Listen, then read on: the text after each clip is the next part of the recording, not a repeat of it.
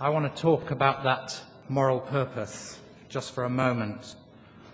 The first point I want to make is literacy and numeracy are fundamental to participation in the 21st century economy. We know, for example, from British research, that literacy standards age 7 affects job prospects, income and various other things age 37.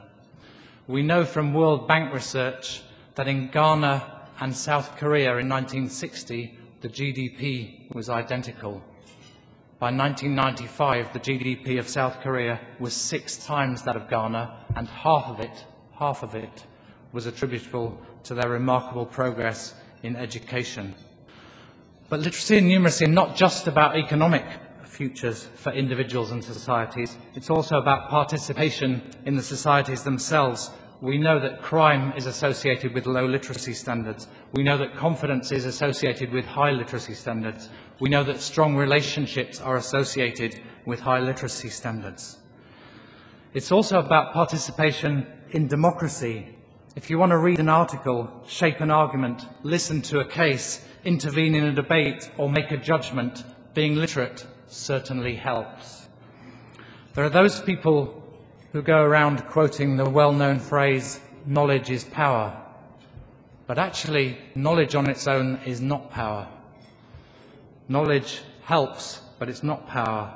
Because what gives you power is the capacity not just to have knowledge, but to connect to apparently unconnected pieces of knowledge, or more than that. In other words, you need the capacity to think.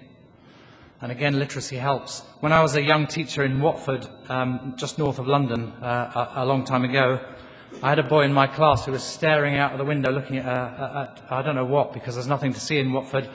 And I said to him, "What are you doing?" And he said, "I'm thinking." And I said, "Well, stop it and get on with your work." But even knowledge with the capacity to think isn't really power. Some of you, probably all of you at some time in your lives, have been at a meeting where a decision is made. On the way out of the meeting, you're with one of your friends, and the friend says, "I didn't agree with that." And you say, "Well, why didn't you say so?" And they say, "I didn't think it was the right moment." What they mean is they didn't have the confidence to intervene at the right moment. And this is what power really is. It's knowledge combined with the capacity to think, combined with the confidence to intervene at the moment it makes a difference. That's power. And literacy is the underpinning of all of that. The other point I want to make about moral purpose is this.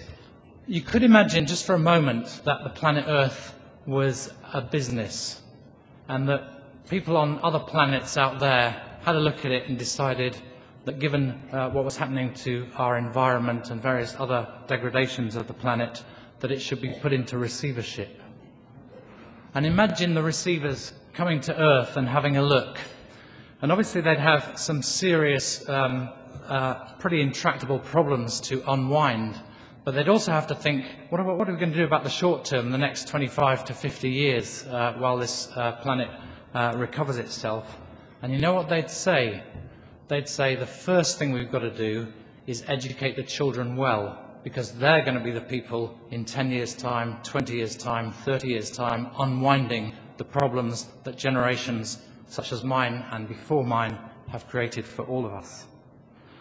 That's our mission. That's why literacy and numeracy is the foundation. It's our moral purpose, and there is no purpose more moral than that.